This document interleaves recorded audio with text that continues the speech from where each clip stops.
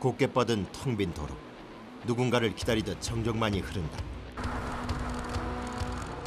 드디어 그 정막을 깨고 굉음을 토해내는 자동차. 바람을 앞질러 달리고 싶은 인간의 욕망을 안고 자동차가 달린다.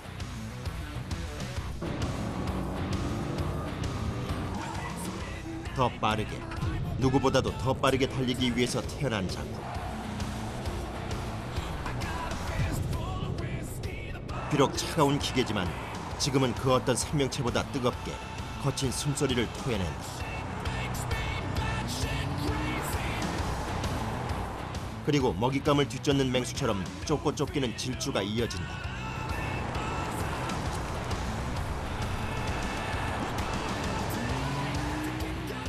이것이 그들이 태어난 단 한 가지 이유이고 그들의 본능이다.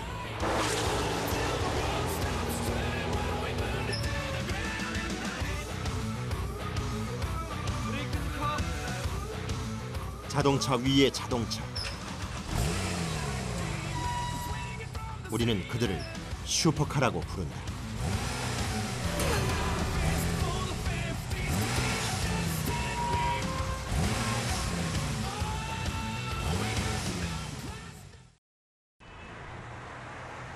도로를 가득 메운 자동차. 그 틈바구니 속에서도 슈퍼카의 모습은 우리의 시선을 잡아끈다. 누군가는 신기한 눈으로, 누군가는 동경어린 눈으로 이 자동차를 바라볼 것이다. 520마력에 54.1kg의 강력한 성능을 토대로 제로 100 3.9초, 제로 200 12초를 내는 비록 엄청난 성능이지만 누군가에게는 그저 시끄럽고 비싸기만 한 녀석쯤으로 보일 것이다. 독특한 외모와 우렁찬 목소리로 사람들의 주목을 받는 슈퍼카. 과연 우리는 어떤 자동차를 슈퍼카라고 부르는 것일까? 사실 슈퍼카는 명확한 정의가 내려져 있는 개념은 아니다.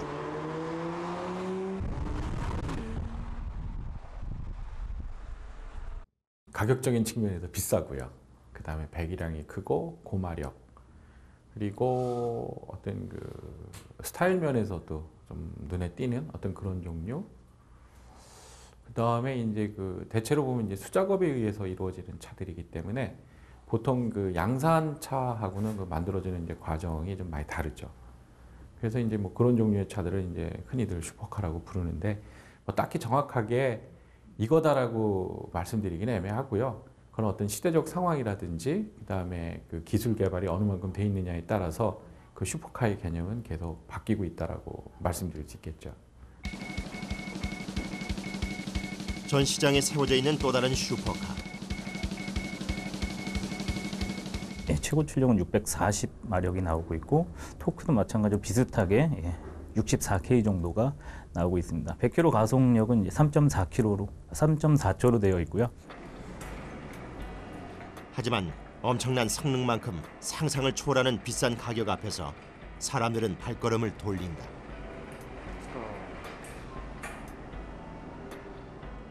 수작업으로 소량 생산되고 값비싼 소재와 부품이 동원되는 슈퍼카는 억대의 가격을 훌쩍 뛰어넘는다. 때문에 많은 사람들은 슈퍼카를 실용성 없는 사치품으로 생각하기도 한다. 하지만 이러한 값비싼 슈퍼카는 자동차 전체의 발전에 중요한 한 축을 담당하고 있다. 이러한 최고의 기술을 시험할 수 있는 게 바로 F1입니다. 따라서 이러한 것들을 일반 양산차로 접근시켜서 만든 것이 슈퍼카이기 때문에 어떻게 보면 가격은 굉장히 고가일 수밖에 없습니다. 보통 F1 같은 경우에는 가격적으로 100억 이상이 되고 한 팀을 운영하는데 1년에 수천억 원 정도가 소모가 되기 때문에 아마 이런 부분의 연관성이 가장 큰 게 바로 슈퍼카와 F1의 가장 큰 공통점이라고 말씀드릴 수가 있습니다. 성능 경쟁의 최고봉인 모터스포츠를 통해서 개발된 새로운 기술은 가장 먼저 슈퍼카를 통해서 실용화된다. 일반적인 도로 환경에서 슈퍼카를 통해 기술이 검증되고 대량 생산으로 원가 절감이 이루어지면 이 기술은 비로소 일반 차량에 적용되는 것이다. 이러한 흐름을 거쳐서 자동차는 지속적인 발전의 길을 걸어왔다. 레이싱카와 일반 양산차의 중간에서 좀 더 레이싱카 쪽에 근접해 있는 게 슈퍼카라고 보시면 됩니다. 그래서 레이스를 통해서 얻어진 기술력이 제일 먼저 슈퍼카에 적용이 됐다가 그게 이제 좀 더 그 양산 체제로 돌입하면서 양산차에 적용되는 어떤 그런 순서를 밟게 되죠. 그래서 지금 보면은 그 모터스포츠를 통해서 일반 양산차 쪽으로 넘어온 기술들은 굉장히 많이 있습니다. 예를 들면 지금은 뭐 기술이라 얘기하기 뭐하지만 백밀러 같은 경우에도 그 예전에는 차에 백밀러가 없었어요. 그게 언제 처음 생겼냐면 1911년도에 미국에서 유명한 인디 500 경기가 첫 경기가 열릴 때 그때까지만 하더라도 그 시합하는 차량에 보면 운전자와 그다음에 그 옆에 그 조수석에 어떤 미케닉이 타고 그렇게 운전을 하는 상황이었는데 그 레이 하륜이라는 드라이버가 굳이 두 사람이 타고 무겁게 갈 이유가 있느냐 해서 어떤 그 백밀러라는 걸 이제 만들게 됩니다. 그래서 그때 처음 그 부착을 하게 되는데 그런 백밀러도 사실은 레이스라는 경쟁을 통해서 만들어진 그 부산물 어떤 산물이라 볼 수가 있고요. 그러나 대부분의 사람들이 슈퍼카 하면 떠올리는 건 시끄럽기만 한 소리.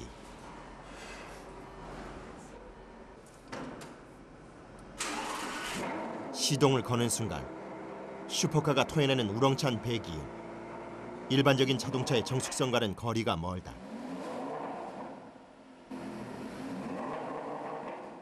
그러나 이처럼 우렁찬 배기음은 단순한 소음이 아닌 슈퍼카가 운전자에게 선사하는 열광적인 음악과도 같은 것이다.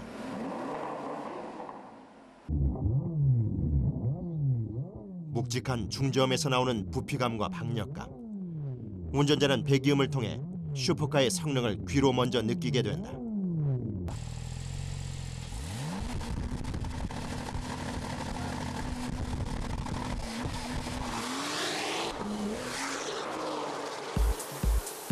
슈퍼카의 거친 울음소리가 시작되는 곳은 바로 엔진. 마치 동물의 내장을 연상시키는 크고 복잡한 배기 파이프는 더 큰 크기와 배기량으로 엄청난 출력을 뽑아내는 슈퍼카의 엔진을 상징한다.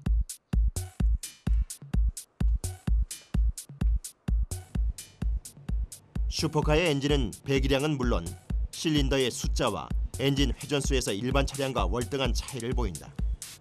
과연 이러한 엔진 성능은 실제 주행에서 어떤 차이를 보일까?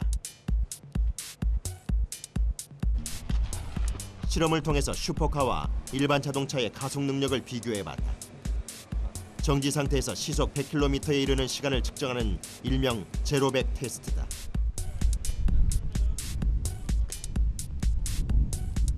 일본 엔사의 슈퍼카가 지닌 가속 능력을 측정하기 위하여 속도계에 카메라를 장착했다. 보통 우리가 많이 표현하는 것은 제로백이라 그래서 정지 상태에서 시속 100km 이르는 시간을 제로백이라 하는데 이 제로백이 보통 3초에서 4초 정도 이르는 거, 또 일반 엔진 성능 같은 경우에는 500마력 이상, 일반 중형차 같은 경우가 170마력이니까 500마력 하게 되면 어마어마한 차라는 걸 알 겁니다. 촬영을 위해서 카메라맨이 동승했다.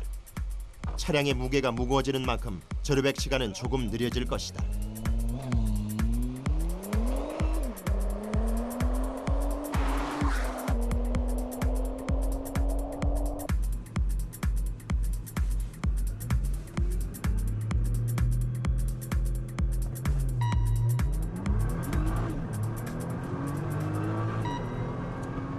정지 상태에서 4.07초 만에 시속 100km에 도달했다.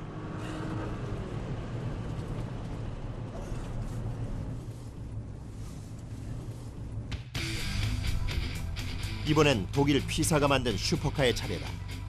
역시 카메라맨이 동승했다.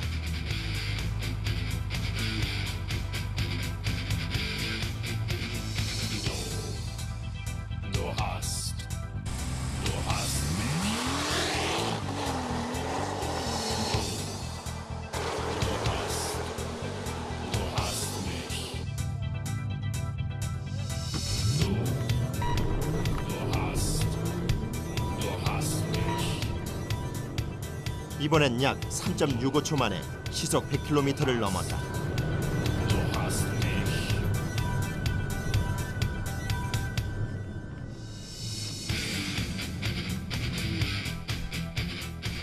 이번엔 일반 승용차의 가속 능력을 테스트해봤다.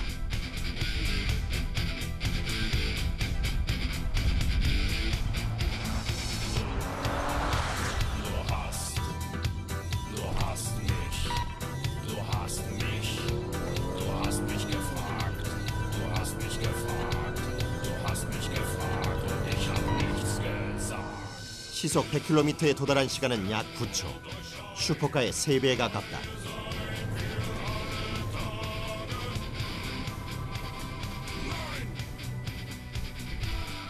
시간만으로는 그 차이가 실감이 나지 않는다면 이제 눈으로 직접 비교해보자. 출발부터 슈퍼카가 경쾌하게 치고 나간다. 둘 사이의 차이는 순식간에 벌어진다.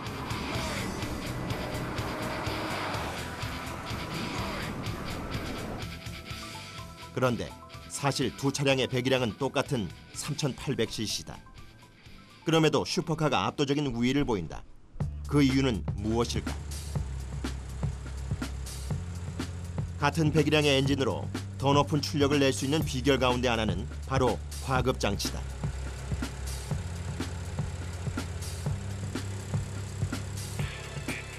P사의 슈퍼카 엔진에도 과급 장치의 일종인 터보 차저가 장착돼 있다. 많은 슈퍼카들이 출력 향상을 위해 터보 차저나 슈퍼 차저 같은 과급 장치를 사용한다. 뭐 엔진 사이즈가 똑같다면 결국은 공기를 많이 받아들이는 엔진이 연료를 많이 태울 수 있고 그만큼 많은 에너지를 생성시키기 때문에 많은 출력을 낼 수 있다고 말씀드렸는데요. 결국 이 과급 장치라는 게 공기를 압축해서 높은 압력으로 연소실에 억지로 밀어넣는 셈이니까 같은 배기량의 엔진에 훨씬 많은 질량의 공기를 넣을 수가 있어요. 그러니까 더 많은 연료를 태울 수 있게 되는 거죠. 그런 측면에서 이 과급 장치는 엔진의 출력을 높이는 데 아주 중요한 그런 장치라고 보시면 되겠습니다. 이것이 과급 장치 하나인 터보 차저다. 터빈 안쪽으로 보이는 임펠러가 빠르게 돌아 외부로부터 많은 공기를 빨아들여 강제로 연소실에 주입한다. 이를 통해 배기량이 커진 것과 같은 효과를 낼 수 있다. 즉 배기가스가 터빈의 배기 쪽 임펠러를 돌리면 반대편에 연결되어 있는 흡기 임펠러가 같이 회전하고 이때 흡기 임펠러가 공기를 강제로 빨아들이는 원리다. 이때 터빈의 임펠러는 엄청난 속도로 회전한다. 12만 rpm요. 12만 rpm. 예. 엄청나게 빠른 회전수인데요. 네, 초당 6,000번을 돈다는 얘기죠. 엔진 회전수가 높아질수록 터보 차저의 터빈도 더 빠르게 돌아간다.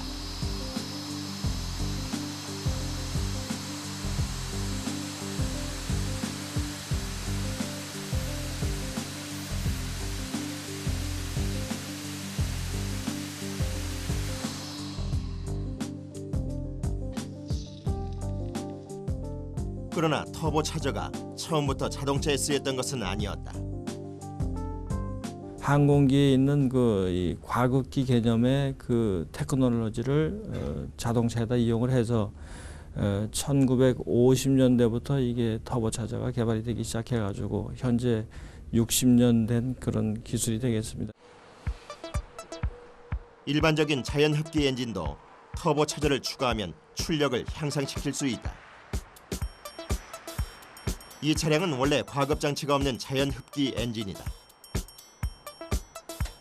하지만 튜닝을 통해 터보 차저를 추가했다.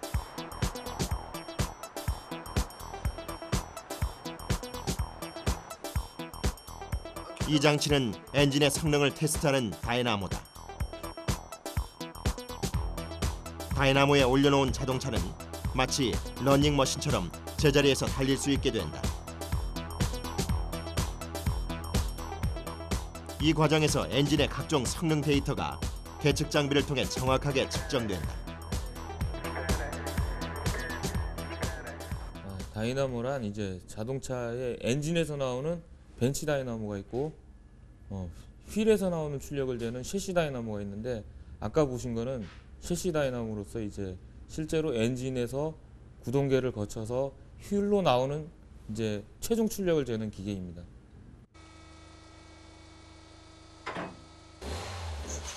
터보 차저로 튜닝한 차량의 출력을 정밀하게 측정해 보기로 했다.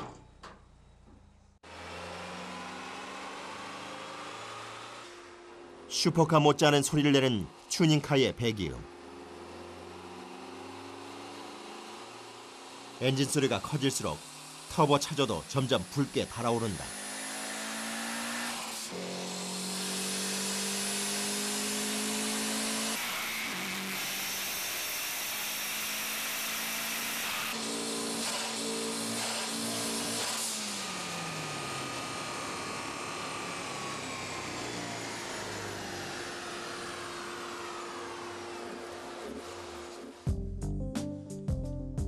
몇 번의 측정을 통해 최종적으로 측정된 출력 곡선이다.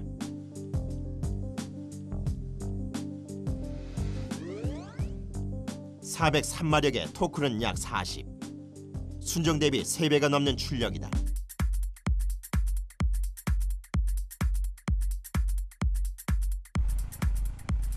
그렇다면 실제 주행에서는 어떨까? 역시 터보 차저가 장착되어 있는 튜닝카를 직접 시승해봤다.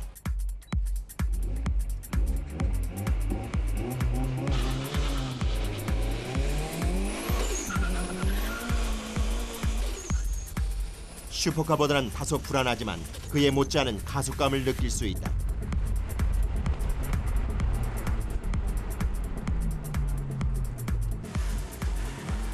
P사의 슈퍼카 역시 3800cc의 배기량이지만 터보 차저를 장착해 약 500마력의 엔진 출력을 내는 것이다.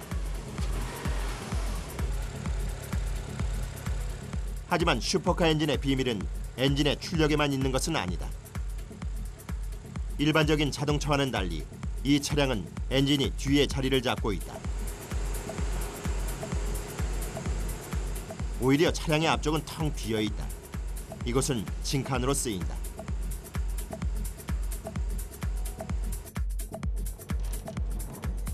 독일 A사의 슈퍼카. 역시 엔진이 뒤쪽에 달려 있다. 이탈리아 L사의 슈퍼카 역시 마찬가지다. 이는 차량의 무게중심과 관련돼 있다. 네, 차량의 무게 밸런스가 아무래도 중심이 차량의 중심축 가까이 오게 되면 아무래도 롤링, 피칭 이런 쪽도 유리하고 조종 안정성 이런 쪽도 좋아지고 차량의 중심을 잘 맞춰주는 이런 좋은 효과가 있기 때문에 엔진을 가능한 한 중심으로 옮기는 그런 노력이 있습니다. 일본 N사의 슈퍼카처럼 엔진이 앞쪽에 장착되어 있는 경우도 있다. 하지만 이런 경우에도 엔진이 최대한 가운데에 가까워지도록 자리를 잡는다. 그렇다면 슈퍼카의 앞뒤 무게 배분은 어떤 분포를 보일까?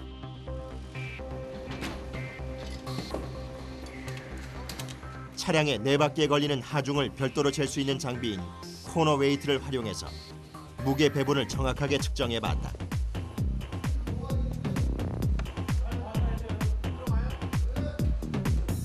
먼저 엔진이 앞에 있는 N사의 슈퍼카를 측정해보자. 자, 지금 프론트 무게 배분이 55.3%입니다. 예. L이 447kg, 프론트 R이 481kg, 그래서 토탈 55.3%입니다.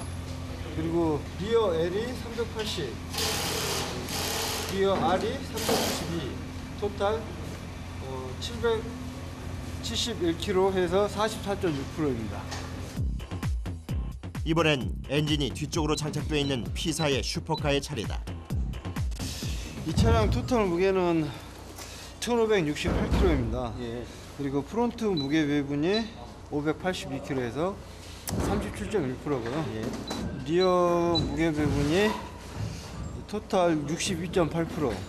그 프론트에 비해서 상당한 무게를 가지고 있는데 이 특성 자체가 리어 엔진이 있기 때문에 제조사에서 만든 특성에 따라서 무게 배분이 좀 다르다고 할 수 있겠죠. 앞쪽에 엔진이 있는 N사의 차량은 앞뒤 무게 배분이 거의 50대 50에 가깝다. 그리고 엔진이 뒤쪽에 있는 P사의 차량은 뒤쪽이 좀 더 무겁다. 앞뒤 무게 배분을 이처럼 달리하는 건 대부분의 슈퍼카가 후륜 구동, 즉 뒷바퀴 굴림이기 때문이다. 슈퍼카 혹은 스포츠카 혹은 레이싱카 중에 뒤쪽에 후륜 구동을 많이 하는 그렇게 차를 설계를 많이 하는데 그 이유는 쉽게 설명을 드리면 차가 가만히 서 있다가 출발과 동시에 정말 총알처럼 튀어나가는 게 뭐 슈퍼카, 스포츠카, 레이싱카지 않습니까?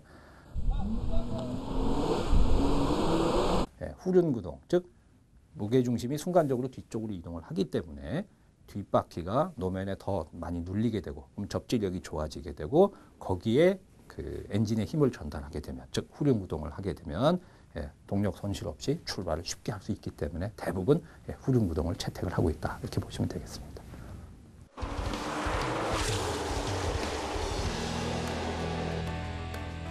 요즘은 네 바퀴 모두에 동력이 전달되는 사륜 구동을 채택하는 슈퍼카도 늘어나고 있는 추세다. 하지만 이런 경우에도 보통은 뒷바퀴 쪽에 더 많은 동력이 전달된다. 따라서 대체로 후륜 구동에 가까운 특성을 보이게 된다. 구동 방식의 차이가 명확하게 드러나는 곳은 직선보다는 커브다. 커브를 도는 능력, 곧 코너링에서 일반 차량과 슈퍼카는 커다란 차이를 보인다. U자형 코너를 도는 전륜구동 자동차. 차량의 앞바퀴가 밖으로 밀리는 경향을 보인다. 이를 언더스티어라고 한다.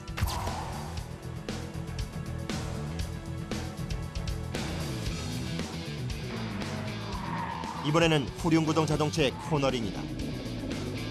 차량의 뒤쪽이 바깥쪽으로 살짝 미끄러지는 모습을 볼 수 있다. 이를 오버스티어라고 한다. 전륜구동 차량은 또 전문 용어가 나올 수 있습니다만은 언더스티어 경향이 좀 있고 후륜구동 차량은 오버스티어 경향이 있다, 이렇게 얘기를 합니다. 쉽게 얘기하면 리어카라고 하는 그 수레가 있지 않습니까? 그 수레를 앞쪽에다 놓고 내가 뒤에서 밀면 그게 이제 전륜구동처럼 되는 겁니다. 즉 앞에 무거운 것이 있어가지고 그걸 밀면서 방향을 전환하려고 하면 굉장히 어렵습니다. 그게 이제 전륜구동 언더스티어라고 합니다. 즉 내가 원하는 방향으로 돌질 못하고 크게 돌게 되는 경향이 있는, 그걸 언더스티어 경향이라고 하고요. 그다음에 후륜구동 차량인 경우는 저희가 리어카를 거꾸로 허리에다 감고 뒤쪽으로 리어카를 놓고 달리면 이게 코너를 좀 돌다 보면 뒤쪽 것이 먼저 이렇게 휙 바깥으로 도는 경향이 있어서 제가 원하는 것보다 더 도는 그런 경향이 있습니다. 그걸 이제 오버스티어라고 얘기를 하게 되는데 후륜구동 차량은 비교적 오버스티어 경향이 있다, 이렇게 저희가 표현을 합니다. 언더스티어 경향이 강한 전륜구동 차량은 코너를 크게 돌게 되고 자칫 도로 바깥쪽으로 이탈할 위험이 있다. 반대로 오버스티어 경향이 강한 후륜구동 차량은 뒷바퀴가 미끄러지면서 차량이 빙글빙글 돌게 될 위험이 있다. 하지만 코너를 빠르게 돌기 위해서는 차량 앞쪽이 코너 바깥으로 밀려나는 전륜 구동 방식보다는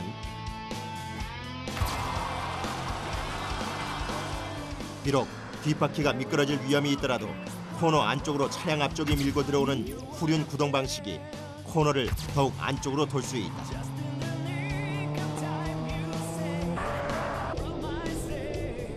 이를 통해 슈퍼카는 적은 회전 반경으로 빠르게 코너를 돌아나가게 된다.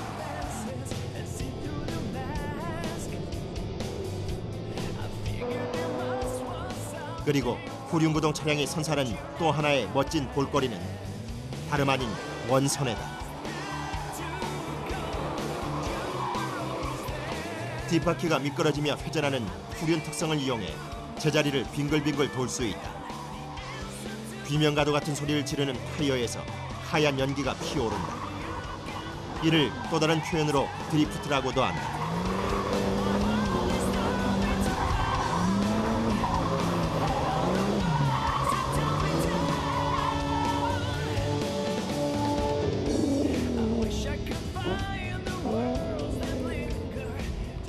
드리프트는 뒷바퀴가 미끄러졌을 때 거기서 멈추지 않고 그 관성을 이용을 해서 엔진의 힘과 그리고 조향 장치의 각도를 적합하게 맞춰서 계속 원활하게 미끄러뜨리면서 앞으로 치고 나가는 것을 드리프트라고 합니다.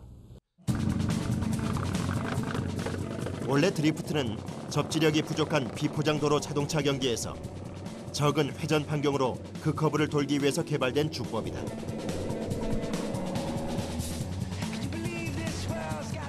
물론 포장도로에서도 가능하다.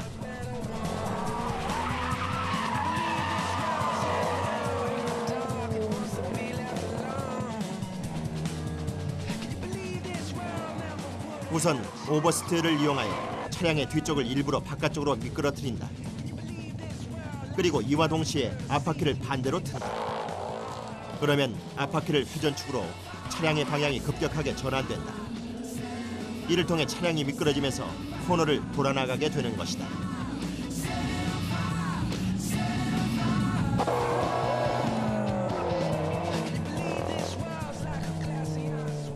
차량이 그 후륜구동이 그 리어 쪽이 미끄러졌을 때 미끄러지는 방향에 같은 방향으로 돌리면 차가 스핀을 하게 되는데요. 스핀을 하지 않게 그 앞바퀴의 방향을 반대로 돌리면, 즉 카운터 스티어링을 유지해서 반대로 돌리면 그 움직이는 스핀을 하지 않고 그 각도 그대로 밀고 나갈 수 있기 때문에 그 앞바퀴의 조향을 반대로 하는 겁니다. 드리프트보다는 일반적인 주행이 훨씬 더 빨라요. 그러니까 드리프트라는 거는 뭐냐면요. 어떻게 보면 예술적인 경기를 하는 건데요. 당연히 그립 주행이 더 빠르고 드리프트 주행은 빠르지는 못하지만 차량의 그런 퍼포먼스 쪽이라든가 그런 부분을 이용해서 가는 거기 때문에 화려하게 보여지는 부분이기 때문에 그거는 그립이 더 빠릅니다. 하지만 차량의 방향을 조절하기 어렵기 때문에 전문 드라이버가 아니고서는 대단히 위험한 주행이다.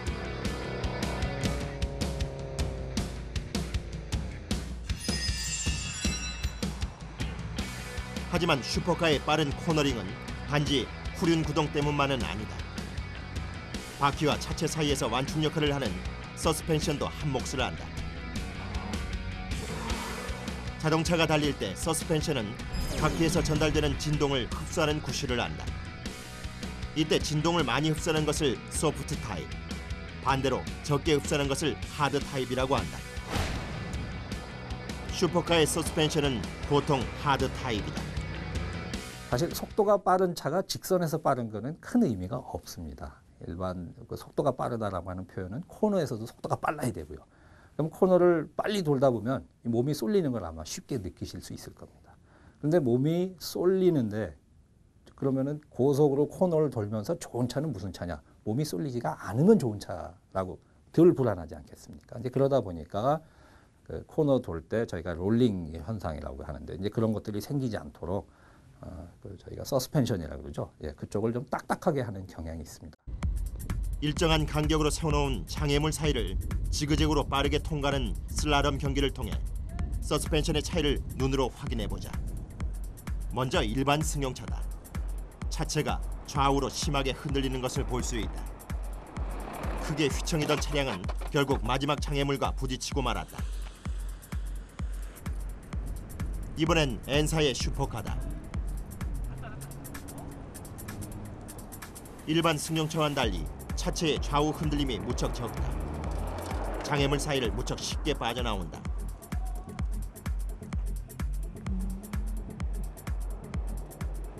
P사의 슈퍼카 역시 좌우 흔들림 없이 적은 회전 반경으로 장애물 사이를 빠져나온다.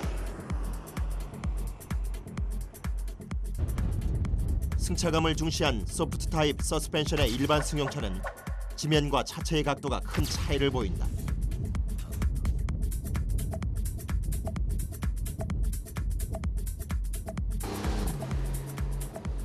반면 하드 타입 서스펜션의 슈퍼카는 지면과 차체가 평행에 가깝다.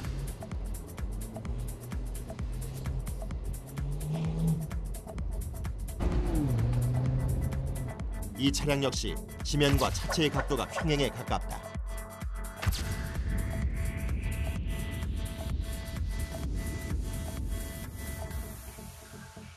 슈퍼카의 경우는 서스펜션이 좀 더 하드하고 일반 차에 비해 하드하고 범프가 좋기 때문에 범프가 워낙 빠르게 움직임이 있기 때문에 한번 틀고 다시 반대로 틀었을 때 차체의 움직임이 돌아오는 게 굉장히 빠릅니다. 그렇기 때문에 날렵하게 좀 더 차의 움직임을 보실 수 있겠고요. 일반 차의 경우는 승차감을 위해서 만들어졌기 때문에 그 서스펜션이 좀 더 소프트하고 그리고 움직임이 서로 반대로 다시 틀었을 때 돌아오는 느낌이 상대적으로 천천히 느리기 때문에 이렇게 원활하게 빠르게 움직임을 할 수가 없는 겁니다.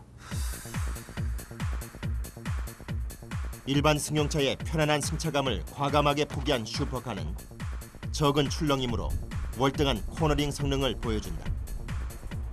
다른 장점을 희생하면서까지 오로지 성능에 집중하는 것. 이것이 슈퍼카의 개념이다.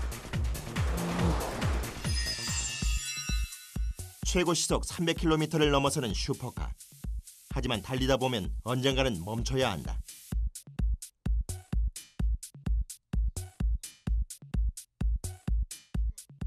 바퀴 속에 몸을 숨기고 있는 브레이크는 슈퍼카의 또 다른 비밀 병기다.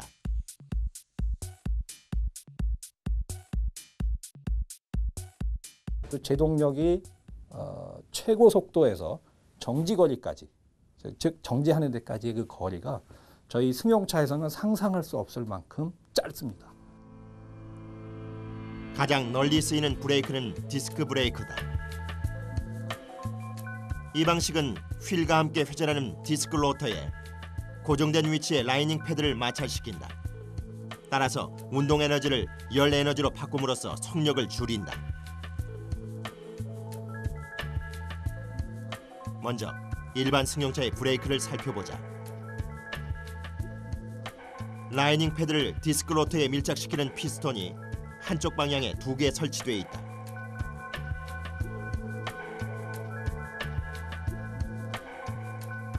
이에 비해 고성능 브레이크는 피스톤이 양쪽에 2개씩 모두 4개가 있다.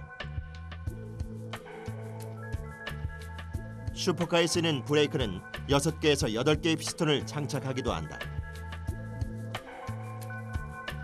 또한 일반 차량용보다 지름이 큰 슈퍼카의 디스크 로터는 표면적이 넓어서 마찰열을 쉽게 분산시킬 수 있다. 일반적으로 쓰시는 세단에 쓰는 그 미리수가 200mm대 브레이크 디스크를 쓴다고 하면 슈퍼카들은 대부분 다 300mm대의 디스크 로터를 쓰고요. 지금 옵션으로 제공이 되어 있는 이제 카본 세라믹 브레이크 같은 경우는 380mm의 디스크 로터 크기를 자랑하고요. 그러니까 휠이 이렇게 큰 18인치, 19인치, 20인치 휠이 있다고 하면 거의 디스크가 그 휠 안쪽에 꽉 찰 정도의 엄청난 디스크를 사용을 하고요. 그리고 열에 강한 특수 소재를 씀으로써 극심한 마찰열에도 브레이크가 성능을 유지하도록 한다. 열에 대한 저항성이 굉장히 크기 때문에 아주 고속에서 강력한 제동을 하더라도 열에 대한 변형이 없이 또는 페이퍼록 현상이 없이 강력한 제동을 할 수가 있는 거고요. 300km에서 브레이크를 해보신 분들은 거의 없으시겠지만 300km에서 풀 브레이킹을 하시더라도 차체를 정말로 안정적으로 세워드릴 수가 있고요. 그러나 아무리 브레이크 성능이 좋아도 타이어가 미끄러지면 소용없는 일이다. 자동차가 빨리 달릴수록 미끄러지지 않고 안정된 주행을 위해서 타이어와 지면 사이에는 더 많은 마찰력, 곧 접지력이 필요하다. 그리고 타이어 표면의 무늬는 타이어 성능에 중요한 영향을 미친다. 지금 저희가 개발하고 있는 그런 퍼포먼스용 타이어 중에서 많은 저희뿐만 아니라 다른 회사들도 같이 사용하고 있지만 대칭 형태를 타이어 모양 자체가 대칭이 아니라 비대칭 형태로 줌으로써 해서 주행성 한쪽으로는 주행성을 강화시키고 다른 한쪽으로는 배수 능력까지 또한 소음 능력까지 감소시키는 그런 비대칭 형태의 타이어를 개발하고 있고 이것은 포뮬러 1에서 쓰이던 타이어다. 접지력 면에서는 아무 무늬가 없는 타이어가 가장 유리하다. 하지만 빗길에서는 타이어와 지면 사이 수막이 생겨 타이어가 접지력을 잃고 미끄러지기 쉽다. 따라서 옆쪽으로 휘어진 무늬를 통해 지면과 타이어 사이 물을 밖으로 빼내게 된다. 무늬 자체가 한 줄로 길게 되어 있는 것은 직진성을 강화시키는 거고요. 그다음에 무늬가 옆으로 휘어지거나 아니면 다르게 배수 쪽으로 이렇게 만들어진 무늬 같은 경우는 배수 능력이나 아니면 소음에 큰 영향을 주게 됩니다. 이에 따라 타이어 좌우 무늬의 패턴을 다르게 설계함으로써 접지력은 물론 빗길에서의 배수 능력 그리고 주행 안정성을 한꺼번에 도모할 수 있다. 또한 슈퍼카의 타이어는 대체로 타이어의 옆면, 즉 사이드월의 높이가 일반 승용차보다 낮은 모습을 볼 수 있다.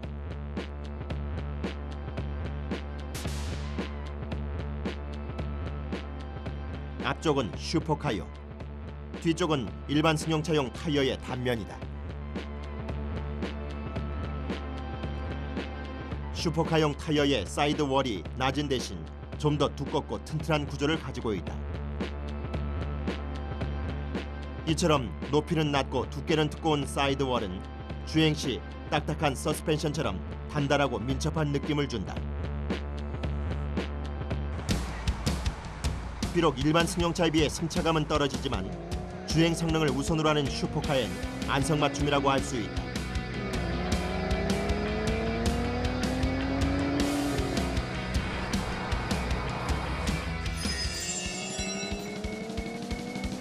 고속으로 달리는 자동차의 가장 큰 점, 그것은 눈에 보이지 않는 공기다.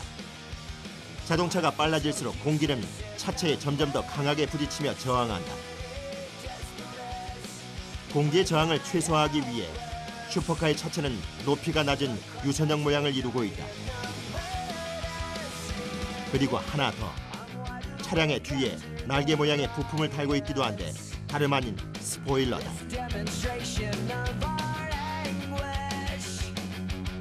근데 특징적인 것을 보게 되면은 이 스포일러라 해가지고 날개가 앞뒤에 붙어 있는 게 있습니다. 이 중요한 것은 자동차가 고속으로 달리게 되면은 차가 뜨게 되면은 사고로 유발되는 거기 때문에 되도록이면 공기가 들어가서 차가 못 뜨게끔 해주는 일종의 다운포스라고 합니다. 양력이 작용을 안 하고 밑으로 누르는 힘이거든요. 이 단면 스포일러의 구조를 보게 되면은 비행기 날개를 반대로 뒤집어 놓은 겁니다. 비행기는 양력이 작용을 해서 빨리 뜨게끔 만드는데 자동차는 거꾸로 밑으로 내려놓는 힘이 강하거든요. 따라서 F1 같은 그런 포뮬러카를 시속 200km 이상으로 달리게 되면은 천정을 붙어서 달리게 됩니다. 다시 말하면 그만큼 내려놓는 힘이 강하다는 뜻이겠죠. 그럴 정도로 이 다운포스에 대한 부분들은 어떻게 보면 자동차의 생명과 속도와 직결되는 부분이라고 말씀드릴 수가 있죠. 이러한 다운포스를 만드는 것은 스포일러만이 아니다. 슈퍼카의 뒤쪽 하체는 끝부분에서 위로 크게 꺾여 올라간다. 이 구조는 차체와 지면 사이를 빠져나가는 공기의 속력을 빠르게 하는 효과가 있다. 따라서 차체 전체가 하나의 스포일러가 되어 많은 다운포스를 얻게 된다. 최고의 성능을 위한 첨단 과학기술이 집약되어 있는 슈퍼카. 그러나 세계 5위의 자동차 생산국이면서도 오랫동안 슈퍼카는 남의 나라 이야기일 뿐이었다. 선진국의 슈퍼카를 보며 부러운 눈으로 쳐다봐야 했던 현실.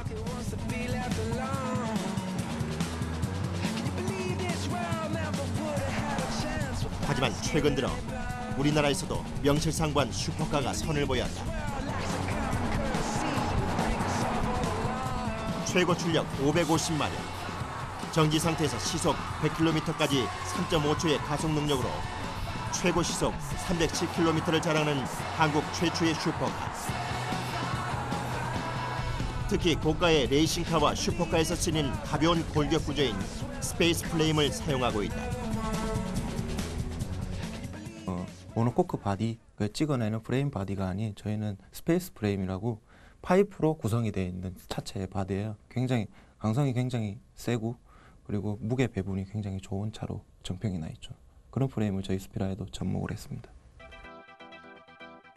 스페이스 프레임 외에도 세계적인 슈퍼카의 모습을 곳곳에서 발견할 수 있다. 효율적으로 무게를 배분하기 위한 미드십 엔진. 슈퍼카에서는 낯익은 모습이다. 그리고 다운포스를 극대화하기 위한 차체의 구조도 슈퍼카의 모습을 이어받고 있다. 하지만 메이드 인 코리아 슈퍼카는 아직까지는 통과해야 할 터널이 많다. 다양성이 결여된 우리의 자동차 문화는 그 중에서도 가장 긴 터널이라 할 수 있다.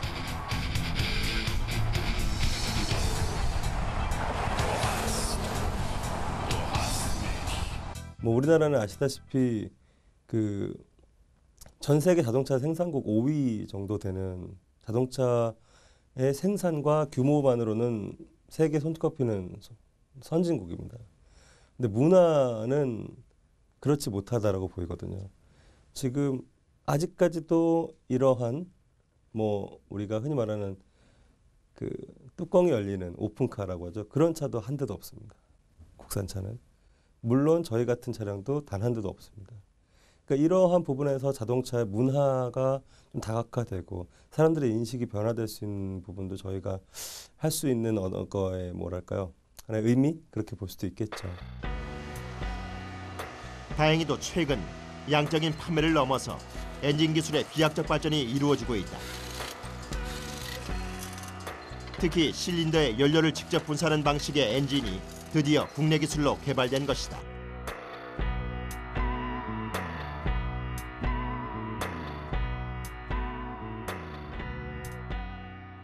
예, 기존 MTI 엔진 같은 경우는 혼합기에 압축한 혼합기에 불꽃을 점화를 해서 연소를 하는 방식인데 반해서 GDI 엔진은 연료를 직접 연소실에 분사를 해서 고압축, 고효율로 연소를 하는 방식이 큰 차이점이라고 할 수 있겠습니다. 기존에 공기와 연료를 먼저 혼합하여 분사하는 방식에서 벗어나 실린더에 직접 연료를 분사할 수 있기 때문에 보다 적은 연료를 사용하여 보다 높은 출력을 얻을 수 있게 된다.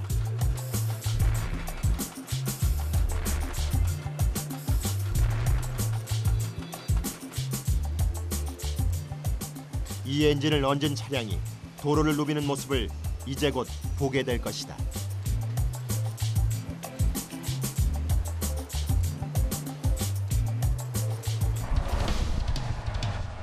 누군가에게는 과시욕을 채워주는 사치품, 누군가에게는 시끄러운 소음 덩어리. 하지만 슈퍼카는 더 빨리 달리고자 하는 인간의 욕망을 최첨단 과학기술로 완성시킨 기계다. 따라서 왜 그처럼 빠르게 달려야 하는지 슈퍼카는 과시욕도 소음도 아닌 오직 기술로 대답한다. 그것이 바로 지금 한국 최초의 수제 슈퍼카가 거친 숨소리와 함께 도로 위를 질주하는 이유다.